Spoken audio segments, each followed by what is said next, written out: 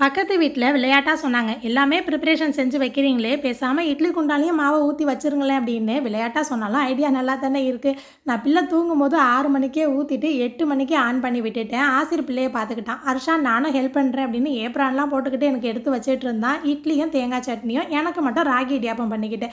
நீங்கள் இடியாப்பம்க்கு புதுசு அப்படின்னா நான்ஸ்டிக் கடாய் இல்லைனா நான்ஸ்டிக் பேனில் மாவு பிசைஞ்சிங்கன்னா சூப்பராக வரும். அதுவும் நார்மல் இடியாப்பம் ஒட்டாமல் வரும். 1 கிளாஸ் ராகி மாவு, 1/4 கிளாஸ் இடியாப்பம் மாவு, 1 டீஸ்பூன் உப்பு, 1 டீஸ்பூன் நெய் போட்டு நல்லா மிக்ஸ் பண்ணிவிட்டு கொதிக்க வச்ச தண்ணியை 1 நிமிஷம் இறக்கி வச்சு அதுக்கப்புறம் இந்த மாதிரி கொஞ்சம் கொஞ்சமாக சேர்த்து மாவு திரட்டணும். நான் டேஸ்ட்டுக்காக இடியாப்ப மாவு மிக்ஸ் பண்ணியிருக்கேன். வெறும் ராகியில் கூட செய்யலாம். கடைசியாக ஈரக்கை போட்டு ஒரு தடவை கையால் பிரட்டி விட்டிங்கன்னா மாவு சூப்பராக இருக்கும். லேசாக ஸ்டிக்கியாக இருக்கும், ஒன்றும் பிரச்சனை இல்லை. அவ்வளோதான், 10 நிமிஷம் வேக வைக்கலாம். சூடாக இருக்கும்போது ஸ்டிக்கியாக தெரியும், கொஞ்சம் ஆற விட்டால் சாஃப்டாக இருக்கும்.